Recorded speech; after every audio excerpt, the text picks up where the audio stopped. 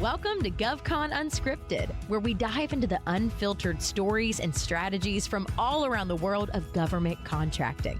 Join host Chelsea Meggett as she explores how to navigate, thrive, and win in this complex but lucrative industry.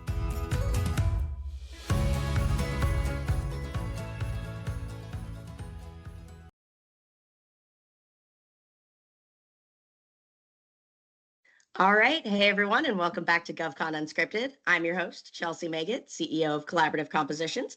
And today I've got with us a special guest, Mark Wigginton, CEO of Focusing on Results. Mark, who are you and what do you do? Hey, Chelsea, thanks for having me today. I am a career coach, and we'll talk about my journey to get to a career coach in a second. But right now, what I really do is work with midlife and mid-career professionals. I help them get clarity and really go into action to reach their next career goals. That comes off of the heels of 20 plus years working in the business to government sector. I spent most of that time working for one of the large consulting firms. I also did some one-on-one work and worked for a couple of smaller firms on my way up there, and really been the evolution of my career. I started in commercial business, had a phase in the middle of my career when I worked in community mental health, and then moved back into business and worked as a consultant and trainer in, again, primarily in the commercial sector until the last 20 years. This whole century has been dedicated to the government world. That's fantastic. So you've got a lot of experience and a lot of insights to help some folks on today's conversation. And I'm looking forward to it. You mentioned that you've got some insights for folks that are transitioning. So I'm looking forward to getting into that. Yeah, good. Great. So tell me a little bit more about your business. What is it that you do? Sure. So I've worked primarily as a personal coach. There are really two parts to my business. I work with individuals. A lot of folks I'm working with right now are business to government folks. They're in the business development world. So capture folks, proposal folks, people that are either looking for their next opportunity or looking for a promotion. I also spend a lot of time working with small businesses, even micro businesses that are really just trying to start out. There are still an awful lot of people that think that working in the government sector is a way to build their business easily. So I spend time helping them with some of the very starting points of kicking off. Sometimes it's what is SAM? Oh, man. And what is SAM, just for those folks that may be listening that don't know? Okay, so that's cool. So sam.gov is the federal database where you can go and look up all the different opportunities that are available. It's really crazy to be able to mine it for opportunities, but once you really understand it, that's where the opportunities live. And as the contracting officers move the opportunities through the pipeline, they add more and more information there. But the process of getting access to that system is something that really takes some time, really takes some work. Again, Chelsea, I'm often working with really small businesses that maybe are just getting to the point of getting their LLC. So they're really very much at the starting point. So I help them walk through that journey. And then I also help them walk through the journey with the Small Business Administration so that they can get whatever their status is, whether it's a woman-owned business or a veteran-owned business or whatever, just helping them work through that process. Interesting. Interesting. Now that's a very early stage starting company. What about the Yes. folks that are transitioning right now in the times and geopolitical and economic times that we're living in? There's a lot of transition. Are you Yes. finding that there's a lot more individuals that are reaching out to you with insights, needs for insights, and help sort of making their next move? Yeah, there really are. People are really confused. Surprise. There's a lot of chaos. And Yeah. so people are really confused. But always the other side of chaos is opportunity. And so there are a lot of people that are changing. I have some clients right now that are in the capture world that obviously are going, OMG, what's going on here? Yeah. And we're working on strategies within their accounts. How do you move it forward? But again, most of the work that I'm doing right now is helping people retool, helping people prepare for what the next steps are. And Chelsea, interestingly enough, I'm finding myself involved with a lot of feds, a lot of government people who are also in that transition and really don't have a good understanding of what it takes on the other side of the table, on the government side of the table. I think people, if you're following the media, people have, I think, a misrepresentation at some level of what's going on in the government sector because we hear that probationary people are being let go. Mhm. And that so they're saying you haven't been in your job for 2 years. You can look Right. at that at one hand and say, okay, those people have probably been in the job market before. But the reality I think a lot of people are missing is that if you've been in the government for years, 10 years, 15 years, whatever, 5 years, and you get promoted, when you get promoted, you go on to a 2-year probationary period. So there are people who have 10, 15 extended careers in government who, because of the positive nature of their performance, find themselves promoted and find themselves now in the hot seat and their positions eliminated. Scary time. That is incredibly scary. And I can't imagine how stressful and confusing it is for folks, Yeah. especially for those folks that are lifelong Govies that Right. have had that experience and probably were just as excited to be promoted Yeah. and now are finding themselves somewhat being penalized or punished for even having performed well and being promoted. I can't imagine how confusing and stressful that must be for them. How are you finding that they coming out of this sort of, or are people optimistic? What's the sort of temperature of the room? It's like any other change process, right? You've got to go. There are really 3 key steps to a change. And the first step is the ending. Most people aren't going to change unless something really happens. And then you move into this phase of the messy middle where you're really trying to sort everything out. And then the third phase is the new beginning. So most people at this point are still either very much coping with the ending and what that means for them, or they're just starting that exploration of the messy middle. The Most of the folks that I'm working with are not on the far end yet. Again, it's so new. We're still talking weeks since all this process started. In that ending, there are all kinds of activities that need to happen. I think one of the first things people have to do is write a big anger letter, which is, I know sounds like a really weird thing to say, but you've got to find a way to get that out and to find a healthy way to get it out. And once you do that, then you're in a place where you can start moving on. And the next steps I have people work through after that are really doing a strengths inventory and then looking at their transferable skills, really helping them understand what it is that they've done in the government sector that's super relevant in the commercial world. Because of the work that I did in BD professional services, I spent years reworking resumes for people for every job. I would be pulling together a consulting team and I would need to rework the resume for every single person to make sure that it applied. Understanding that what those transferable skills are, understanding what those baseline skills are that people have, and then repackaging them and reframing them in a way that it makes sense for the customer. One of the most important things for people to understand is that when you're in this kind of transition, you become the product. It's really a sales job. Whether you've been in a sales job or not, it's really a sales job and you're the product. So you've got to understand what you bring to the table, and that's your strengths and that's your skill set. And I imagine that for folks that are coming out of government, that's got to be darn near impossible. Sales and government don't typically go Right. together very well. And Yeah. specifically, and especially within the government market, I think sales gets an icky connotation. Right. People probably just don't think of themselves as having to need to sell themselves as Right. much. I'm sure it's just as much a translation effort in trying to convert the language that they're using into common terms that are familiar with commercial customers. And I go through that all the time. I'm constantly federalizing, is how I refer to it, past performance that's commercial, Yes. and going the other side and going the opposite direction of that. It must be an entirely different language barrier for these folks. It is, but I have to help people break it down. When you really break Right. it down, you get there. And it is a very similar skill to relevant experience in past performance, even in the government sector, because when you're a business and you're trying to sell your services to another business, you have to do exactly the same thing. You have to say, if you read the requirements in the relevant performance or the relevant experience section, it's going to say, you've got to give us feedback. If you want the most points, you need to show us how what you did is really relevant, not just tell me what you did, but how it's really relevant. And that's exactly the same thing that we have to do as people. It's exactly the same skill. It's funny, if we go way back into my career, so I have a master's degree in counseling psychology, and I worked in my 20s, and then I went back to school, and I worked at IBM and before I stopped out. And but about the time I came out of grad school and was collecting hours and working towards getting my license, IBM went through their first round of layoffs. So this is way back. This is in the early 90s. Sure. And it was the same problem. It was people who'd been at IBM for 20 years who'd been told that they would have a good job as long as they did a good job. And I'd get these 8-page resumes to help them work through that were just filled with IBM speak and IBM classes and IBM language. And again, talk about transferable skills. Taking the lessons I learned there and applying them with my clients today and with other people that I'm working with today to do that same kind of crosswalk, that same translation, that's critically important. Absolutely. So you just said something that just rang in my head. 8-page resume? That's a long resume. Is that something that you're finding that folks are coming out of the federal government with? And are you having to curtail that or refine that a Yeah. little bit?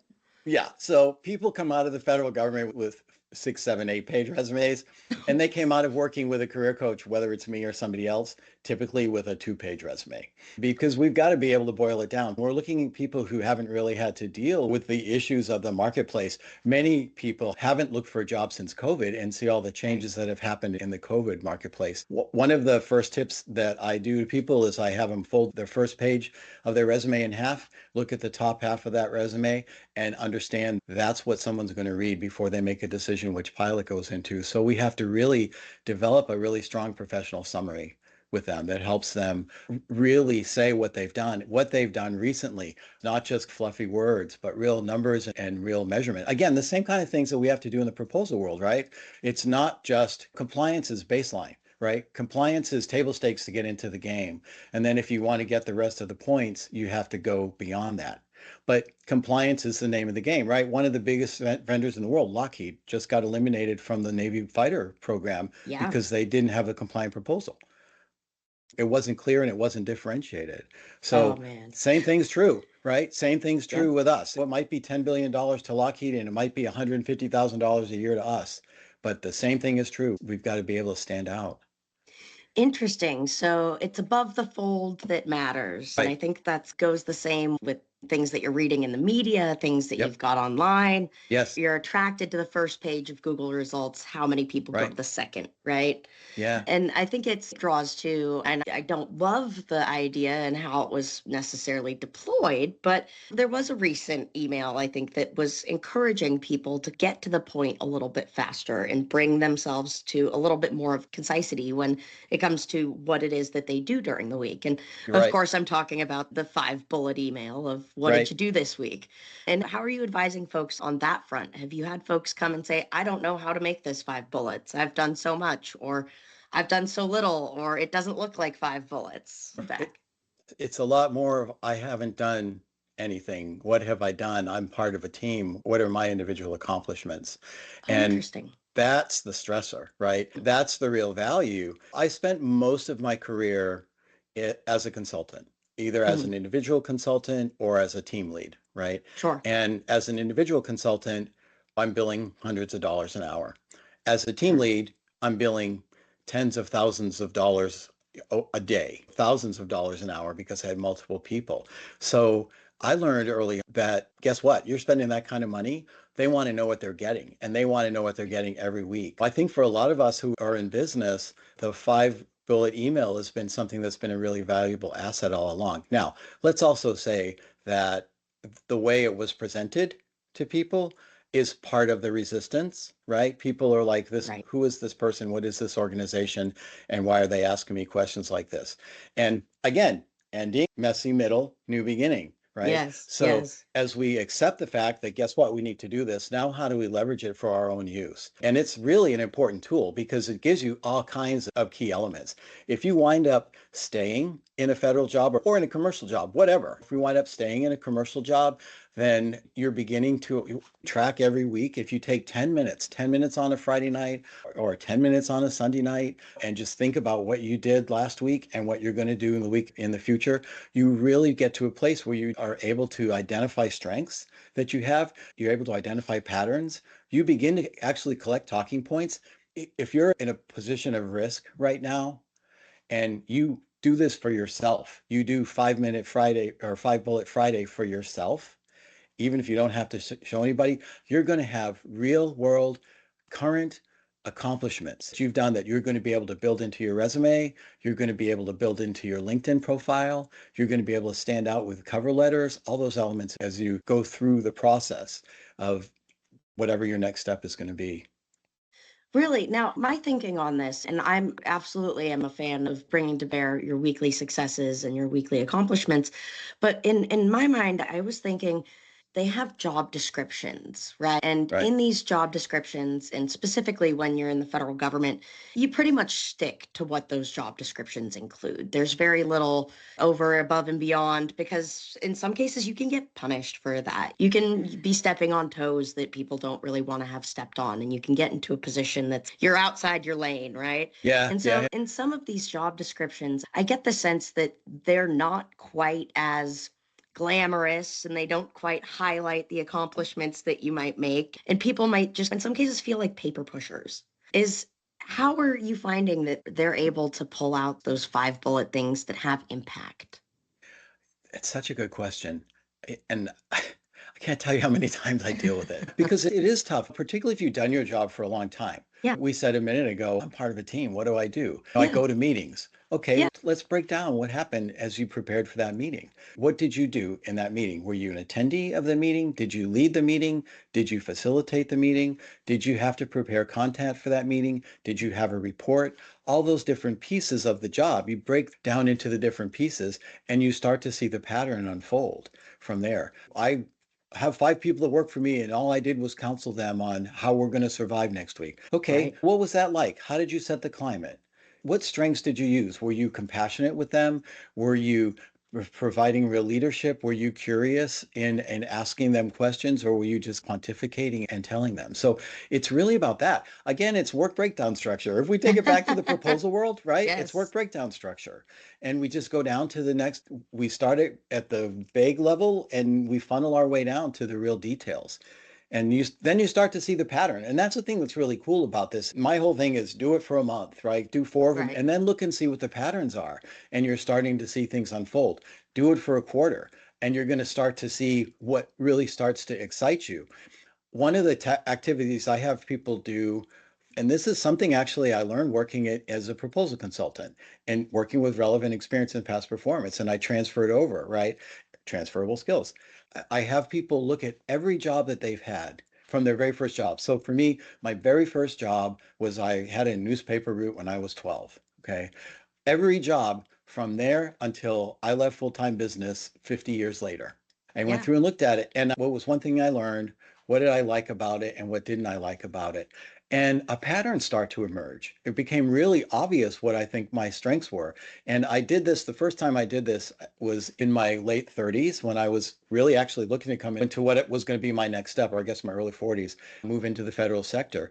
And I looked back and I realized how much things like training, how much things like public speaking were the customer interaction, were the things that I really thrived on. And so then I was able to build the next step of my career that way. Same thing. If when you start to see the pattern, if you capture your memos, you capture your information, it really just becomes obvious and it gives you the foundation you need to explore what your next step's going to be.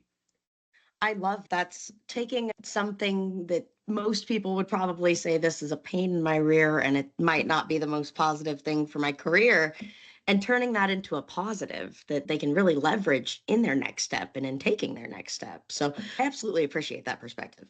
It happens in so many different ways. Again, you can add stuff into your LinkedIn. You have fresh information for your resume for that top half of the page, where you're actually able to put really current actionable items into your professional summary as you go through interview preparation. Just being able to get to a place where they say, so what have you been doing? You can answer that question without going, I don't know. Cover letters, all of it. If you're in that place where you're trying to respond to a job, you're able to look at the application, you're able to see what the keywords are in the application, and then you've got real actionable items, actionable information that you can apply. That's fantastic and incredibly valuable for folks to be able to have that refreshed new information that's in a positive light. And I hate to draw back to a negative, but earlier in a discussion, you mentioned the first step is that ending of the last thing. And you mentioned something about an angry letter. And I'm just want to put it out there, folks. Don't respond to that 5 bullet email in an angry way. Don't No, make that correct. your angry Yeah. letter. No, your angry letter goes in a drawer, right? Or it gets torn up as soon as you write it, or it goes in your journal. It's for nobody but you. It's got all the peas and carrots are mixed in together. You're just getting everything up and getting everything out there so that you can let it go, because people can tell if you're running away from something or if Right. you're running towards something. It leaks out. anger leaks out in the interview, and it's not pretty, Chelsea. It's not pretty. When anger leaks out because you haven't processed it, I guess that's the therapist part of me. It's interesting being a coach after having been a licensed professional counselor for a long time. Even when I went back into business, I kept my counseling license and took all my continuing education and everything because I knew someday I would get back to all this. And then I found a way to tie it together, but it also gives me a little bit of a different angle when I work with my clients because I'm bring some of my transferable skills back into the party. Absolutely. I'm sure that you're seeing quite a lot of folks that are still in that ending phase, right? Yep. They're Yeah. still angry, they're still confused, they might be sad, and Yep. all of those, like you're saying, all of those emotions come to the surface. And so I'm assuming that your first piece of advice is not go line up all the interviews the day that you get terminated. Yeah, you've got to process this stuff first. You've got to take a little bit of a breath and regroup and think about it. Make an action plan as you go forward. I actually published an ebook that is really geared towards people making that transition from the government sector to the commercial. The ideas are pretty common and usable regardless, but at the end, I know we'll talk about my website. You can get it at my website. One of the things I have them do, the first step, again, you've got to deal with your feelings, right? And know that your feelings are okay. It's okay. Particularly if you were surprised, particularly if you went to show up work on Monday and the doors were locked, which is Yeah. happening a lot, right? Yeah. You got to process those feelings. The next thing is you've got to move, right? Mood follows action. So if you just go when you're bummed out because this happened to you and you go home and you spend the first week sitting in front of the TV watching the game show network, you're not going to get any motivation or any energy. So even if it's walk for 20 minutes, mood follows action. If you move, your neurotransmitters change, your energy changes, and then you can go and try to do one step to move forward again. And then start thinking about it. It can wind up being the best, worst thing that ever happened to you. Some of the biggest changes in my own life looked horrible when they happened. And then with Absolutely. a little bit of perspective as I worked through them, they became the best, worst things, the catalyst to my next change, to my next level. So again, I'm going to repeat, one of the main things to do is identify your strengths, figure out what they are, and then work through your skill set. But I have people work through the strengths first. There's a really good tool called the Values in Action Inventory, the VIA. And the website, the people that put this on their website, they have a free version of this. And so there are 24 character strengths. It's about 15 minutes to take the quiz. The website is viacharacter.org, O-R-G. And you just go in, you do it, you answer these 15 questions, and you get a kind of a stack rank list of these 24 strengths. And you then can start recognizing those strengths and working through that. I will say, Chelsea, if anybody that's viewing this or listening to this decides that they want to do the VIA and they want help transcribing that or figuring out what it means to them, call me. I'm happy to spend 20 or 30 minutes on the phone with somebody, just helping them sort it out as a starting point.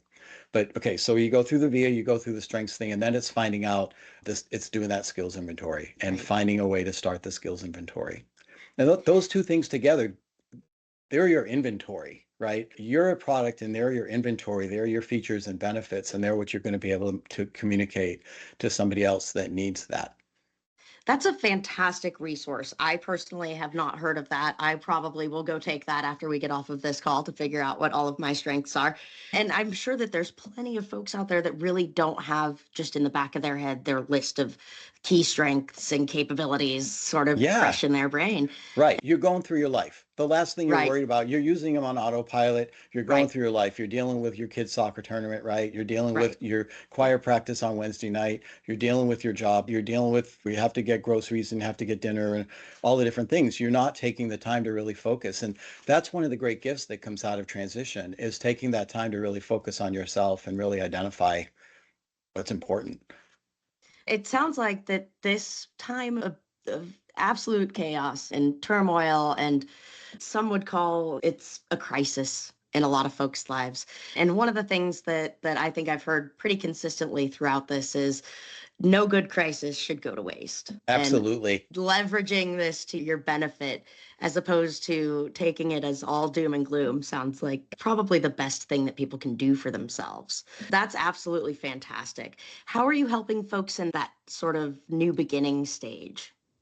So as people move forward into the new beginning, then probably half of my customers right now have half of my clients right now have transitioned into new work. And so then we continue to talk about what's going on with them. Again, the folks who've made the successful transitions have mostly been capture people moving into Right. a different role. Again, a lot of companies, particularly in the government sector, are seeing that there are going to be opportunities that come through here. So then it turns into strategy conversations about how do you match, how do you show your value, how do you get back to networking if you're in a different part of the marketplace. And those same things are true in the commercial world or anywhere. So it's like, how do you fit in?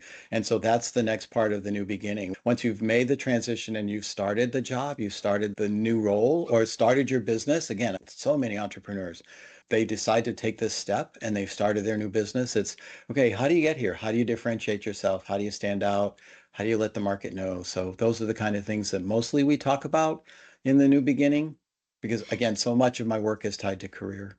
And a lot of those things that they've just gone through, doing those skills and strengths Yeah, inventories and figuring out where they want to play and where they're good at playing, all right. of those things play very well into new positions and maintaining those skills inventories. Yeah, take the same skill. Now you've got the 5 skill inventory.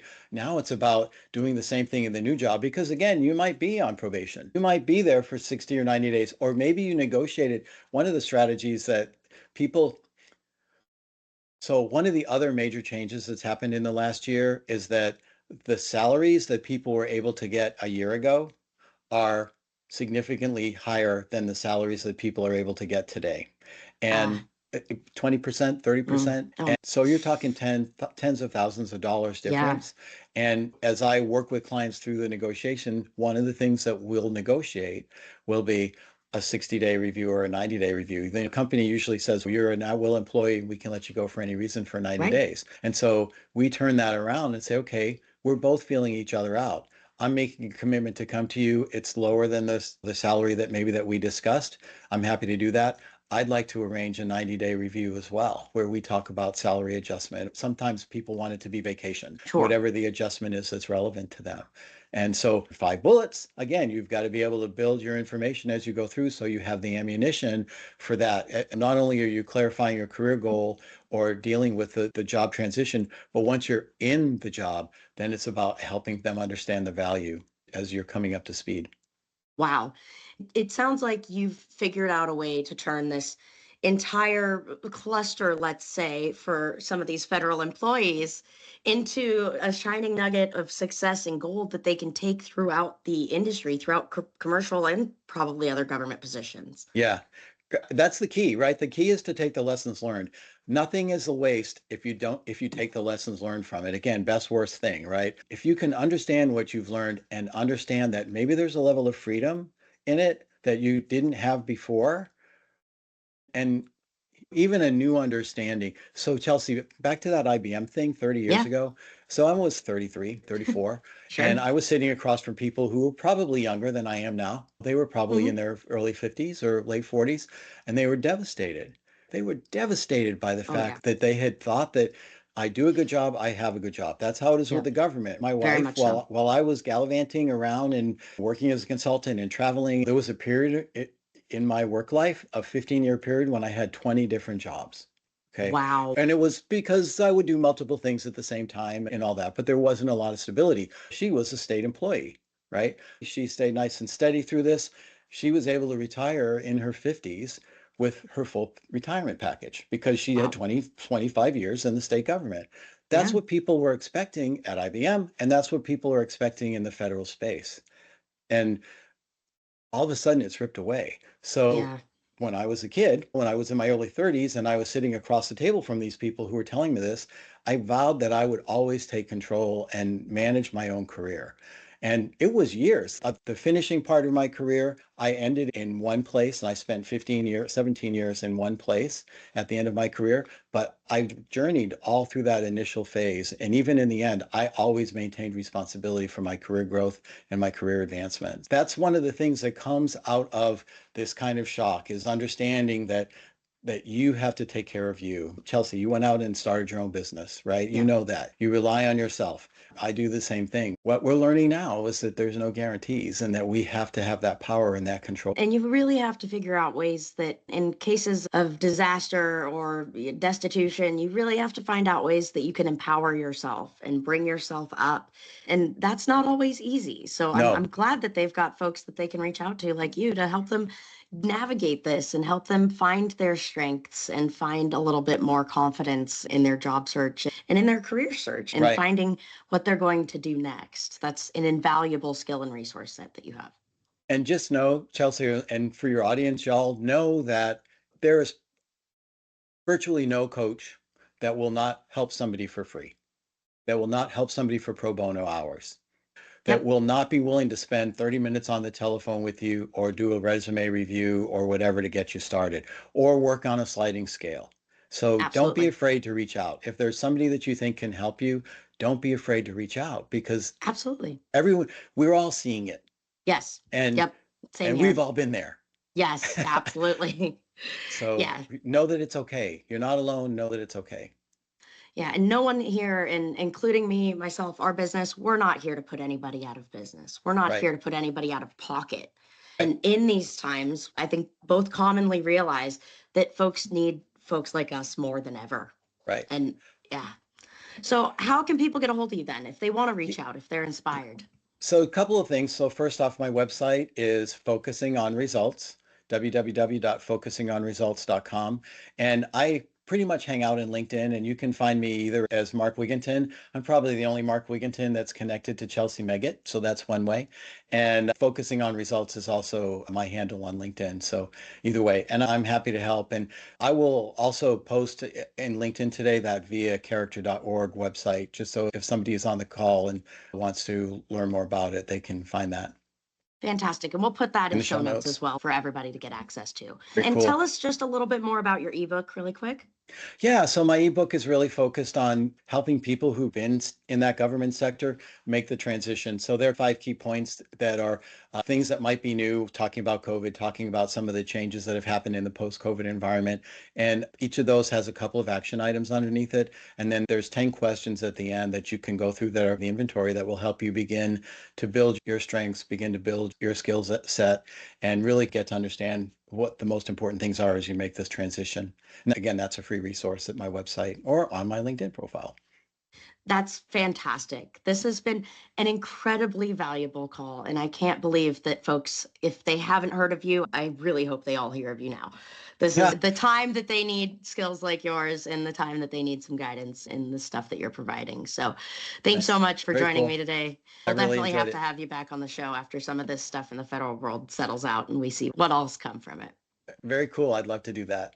Have a great day. Thanks so much, Mark. You too. Bye.